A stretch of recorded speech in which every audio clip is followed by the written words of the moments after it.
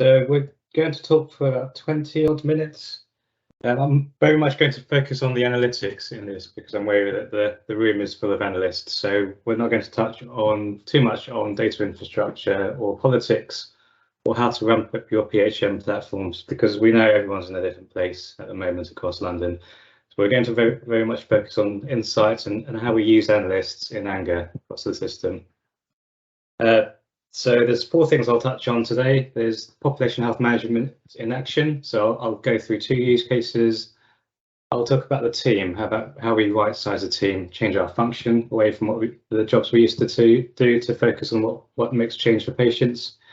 I'll touch briefly on some of the challenges faced, and the big point at the end is the criteria we've had to jump through and the hoops we've had to jump through to meet success in the system. So just for everyone's visibility, I do the data, I do the analytics. Jane's the person I need to help me make change, because data only shows you the data picture. It doesn't actually benefit patients until something happens in the system. So driving through, well, I'll just skim through the infrastructure stuff. So the only takeaway message from our infrastructure is that we use patients in the centre. So when I say centre, we have this wireframe, data wireframe. The only takeaway from this is that there's 1.7 million patients in South West London. They're right here. Every bit of data that we bring into our PHM platform links back to those patients. So when we talk about the demographic picture of South West London, you can trigger any of these boxes and look at whether or not ethnicity is a driver, health is a driver, or distance someone lives from a green space could be a driver behind behaviour. I won't dwell on this. Some of the things that we've brought into our PHM platform look like this. So lots of primary care data, acute community mental health, and so on. Lots of demographics, lots of segmentation tools and AI tools on the bottom right. And again, everyone in London, everyone in the UK is in a different position in terms of data. Lack of data, I don't think, should be treated as a weakness. It's just the fewer data sets you have means that the fewer stories the analysts can tell, but there's always ways around it. There's always different ways the analysts can look at data. So you don't have to have the same infrastructure as us. The only takeaway message is me as an analytical lead, I need to make sure my analysts are correctly armed with tools that they can use to tell the story. So our analytics is very visually appealing. So I've got an example of infographics on this page. It's quite simple, really. If the data is pretty, if data is beautiful, it tends to tell a good message. And it's a lot easier for analysts to tell that story when the data looks good. So one slide to talk about how we link together. It's not just a pretty dashboard, but linking together the knowledge base, some technical aspects around single sign-on, so everyone can get access to the analytics. All our analytics is interactive, is insightful. And there's a huge depth underneath it, as you saw in the wireframe. And one of the key messages is everything on the page that you see, everything I show you today is clickable. So I'm going to show you a few concepts later on. And it is pretty. So this is a live recording of one of our COVID projects. So this is just our analysts going through trying to identify where to ramp up best places in terms of travel times for a vaccine pop-up. And another thing we did was where there were holes, we put in COVID vaccine pop-ups in churches and community centers where we could see high areas of deprivation and low areas of vaccine take-up.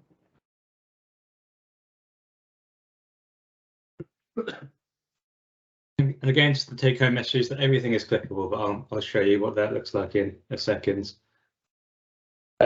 Before I dive into the actual analytics, there's 2 concepts I want to talk through, because there's a lot of ways to cut data.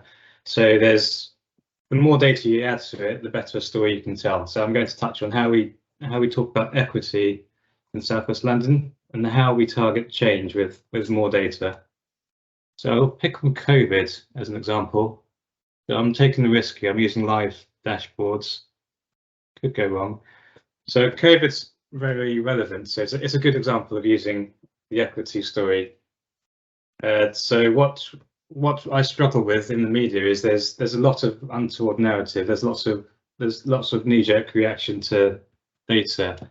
So when we talk about inequity, we need to put a comparator in, so that the kinds of headlines you see in, especially tabloids, is things like I don't know, only 8% of our vaccines went to our Black community.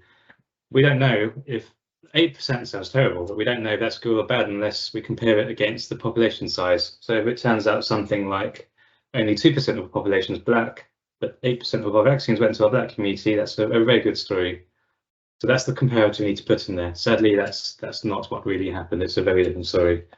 So the only take-home message from here is you have to use a comparator to benchmark to understand if you're doing good or bad.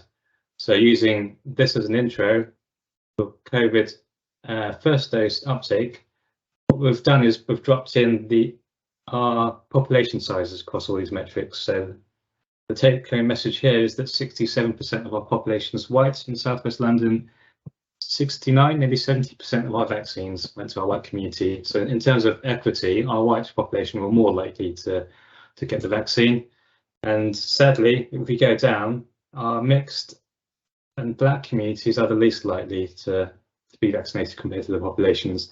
But there's a very good story to tell here against the Asian population. So like Jane says, at the beginning of COVID, our Asian population were one of the least likely to be vaccinated. They were very hesitant.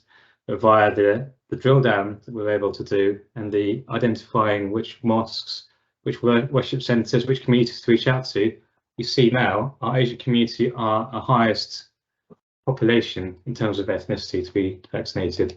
So the reason why this is important and why you need to layer and link all your data together is because you can start to drill down.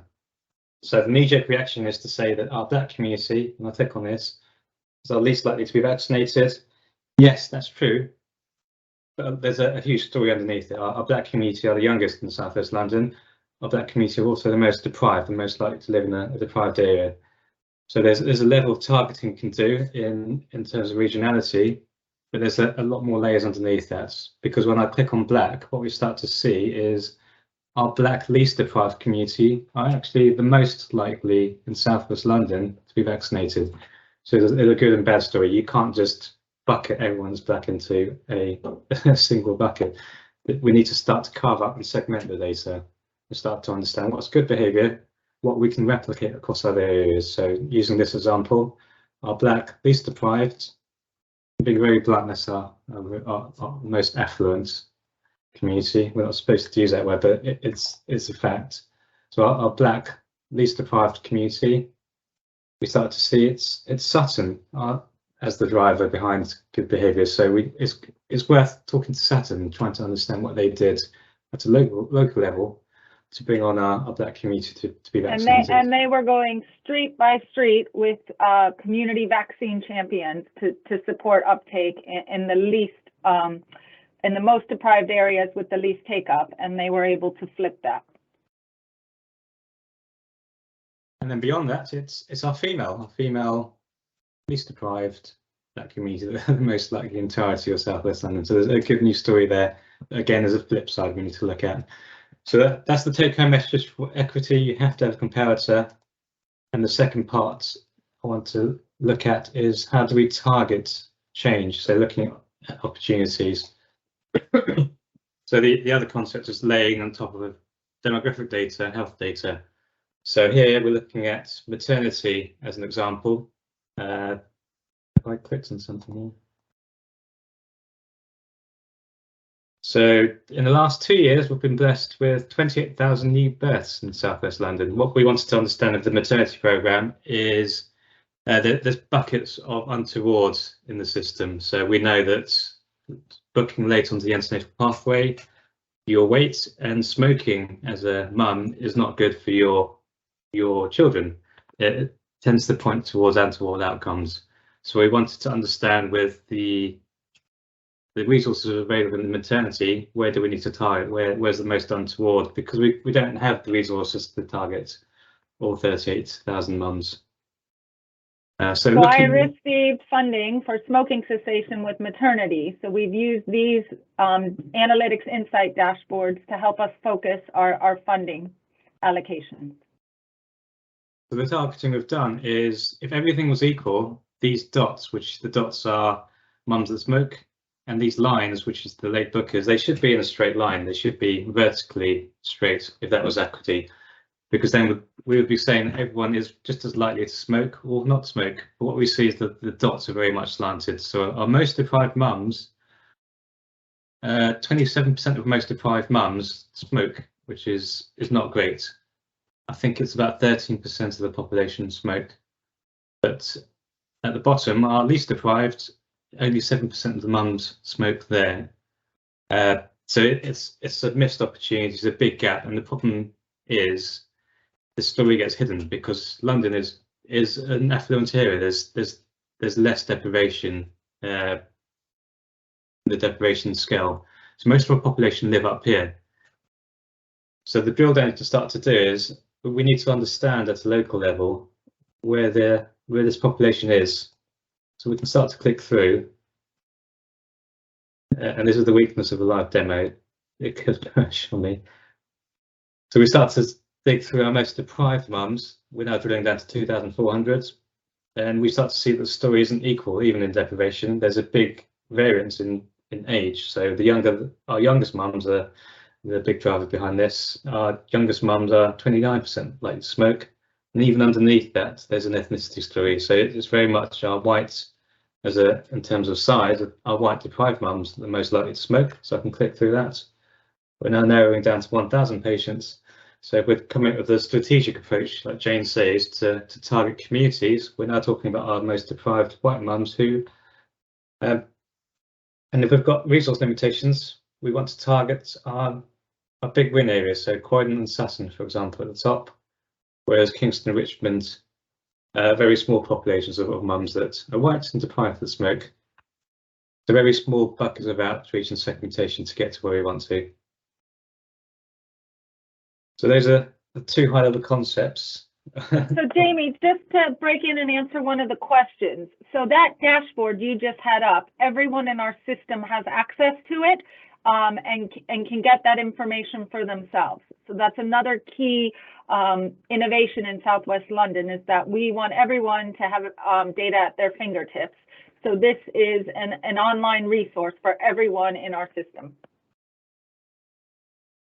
And it's just a massive sin if we try to own the data as analysts. We need to share it as a system, and it goes beyond that. Why are we doing things just at Southwest London level in isolation? We should be doing things at London level, and then beyond that, the UK. But I think we're starting to get into politics there. So now I'm going to delve deep into two case studies. So, and I'll talk about how we use some of our analytics to identify cohorts. So the three take-home messages are scale, why we shouldn't do things at a small region level, why we need to look at opportunities, and why we need to challenge inequity. There's too many programs that just do what was done last year.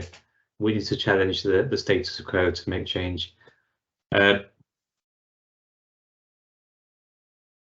just trying to get the right page up. We've got my emails in the background. So here we're looking at cohort comparison. So when I talk about have a habit in Southwest London, we have a habit in the health system of running projects in isolation. And it's how the money flows.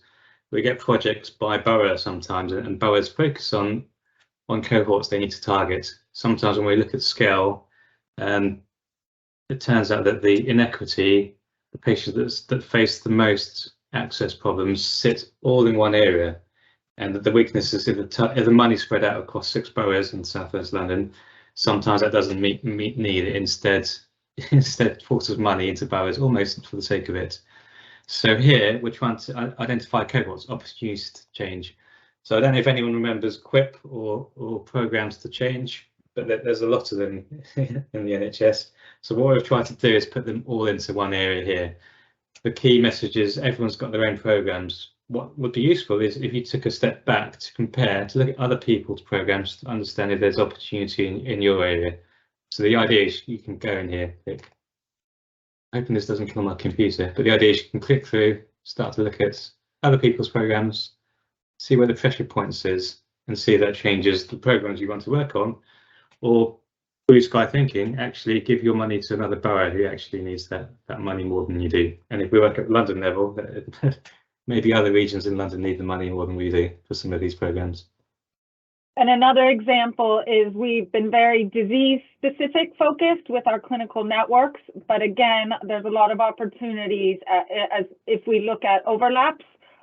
So people on waiting lists, they're on 4 to 5 or 6 different waiting lists. What could we do different for those cohorts if we look at people versus diseases and cohorts of patients?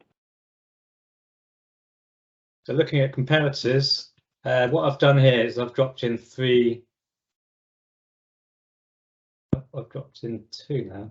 I'm playing around. So here I'm dropping in 3 different measures, 3 different QIP type or cohorts to look at. And there's 3 ways I've dropped in to look at it. There's in terms of risk, how risky these cohorts are, how many of those patients are per 10,000 population, and then the cost. So looking at these 3 cohorts, in terms of risk, they're quite close to each other. This is risk of a patient coming into hospital. So if you're targeting population, the only takeaway message is that the squares for Croydon are the riskiest. So that's patients over 60 with complex comorbidities and the most deprived. So you're looking at a ballpark figure that's the same.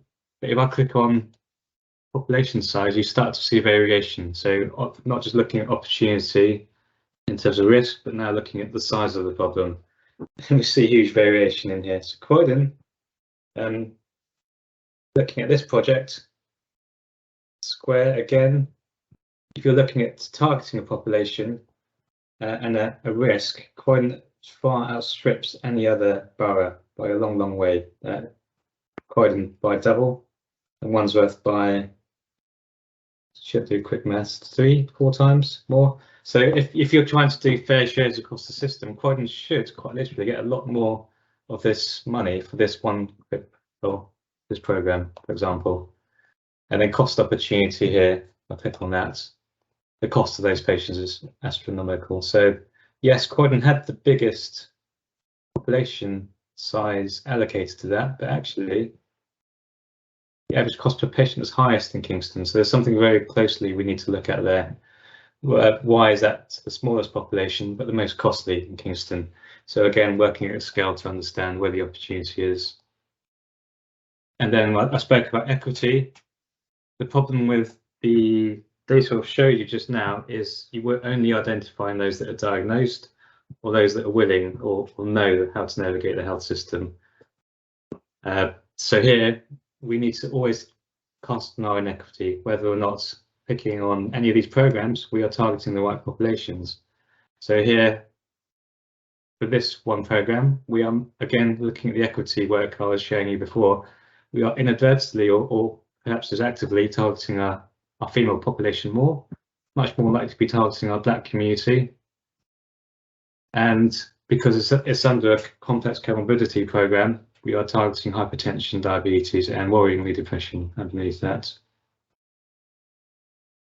And then we start to flow through of time. We start to look at behaviour of these patients. So again, segmentation is key. We can't look at every patient individually. We need to start to put them into buckets. So looking at our most high-risk patients, trying to understand their flow of activity. That's pretty awful. It's GP to A&E, better GP to A&E, better GP. If we start to look at the tier below it, we start to see a bit more different behaviour, more looping around to GPs. And then if we want to target our lowest risk population, down here we start to see more patients tailing off away from A&E through to GP. And then our analytics then allows people to start to delve through the individual patient level, but we have to be careful. You could spend hours clicking on these buttons because there's 1.7 million patients in South West London. So the idea is, like Jane says, we want to give data back to the community, the decision makers. So if you're running a program, linked to your borough or your PCN, you can start to look at those individual patient pathways.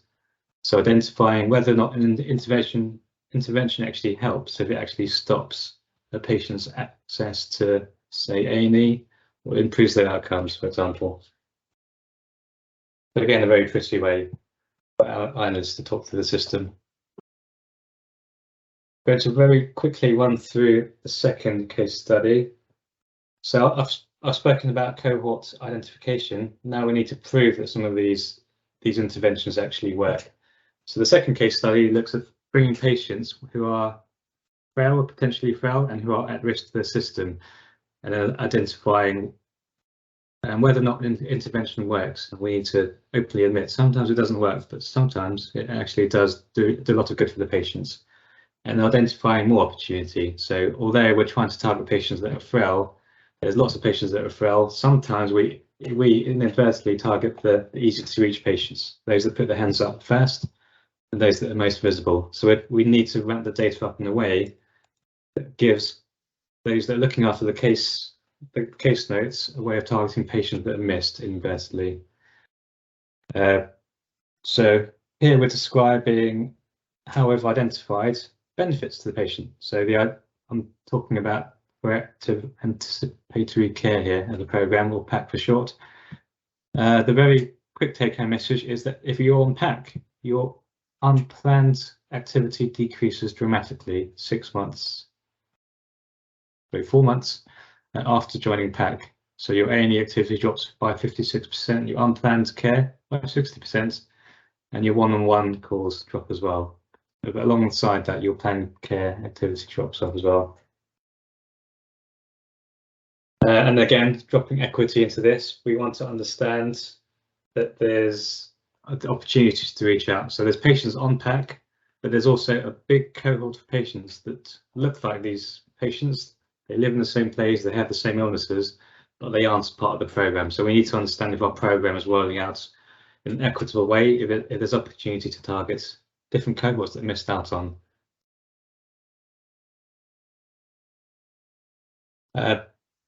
So we can start to look at, this is a difficult one to talk through quickly, but we can look at the illness profile of the patient over time and the way their illness develops throughout their life cycle. So the idea is looking at these frail patients, we can pick on a few illnesses and look at their diagnosis rates over time. And then compare it to patients that are actively identified in PAC. And the take-home message is that two patients are very different in profile. There's something we need to bring in early into this system. So our identified patients look very much like this, as opposed to the chaotic thing we saw before. And again, benchmarking is key here. I probably shouldn't show this page, because we start to identify patients that, or cohorts of patients that would benefit or being missed out by the program, and PCNs, for example, that could target patients better. So again, it's an example of segmentation, scattered shot here. This is how we start to give analysts the tools to start to break the data down. So which areas here are most likely to be benefiting to patients, and who in the bottom left could do a bit more of a prompt to target patients differently.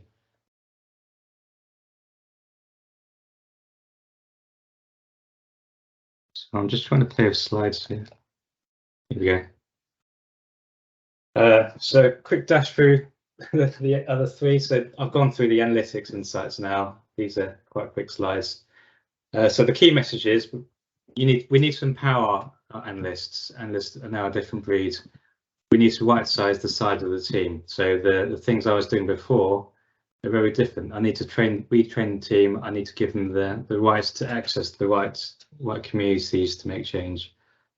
They're very much here. We need to change the function of the team, and we need to create a community of analysts. It's not just health analysts in isolation. We have found that via PHM that there's a whole community of analytical analysts in academia. There's a whole lot in providers, in public health, for example. We need to work together, because none of these programs should be worked on in isolation. And right sizing, this is the size of the team. We have grown recently, but again, it's just not enough. If the intention is to get an analyst on every single program board, to talk through inequity, accessibility, we need to rephrase what analysts are in the system, and there's just not enough at the moment. Challenges faced, I won't dwell on this too much, but analysts need to be allowed to be analysts. There's a whole raft of governance issues. I think most of you would have bumped into this in the past. Bringing on more data is difficult. There's lots of IG implications on it. Program management is key. So making change is very different from showing off pretty dashboards that analysts can do. So we need to tie analysts into programs to identify opportunity. And system change and resource is key.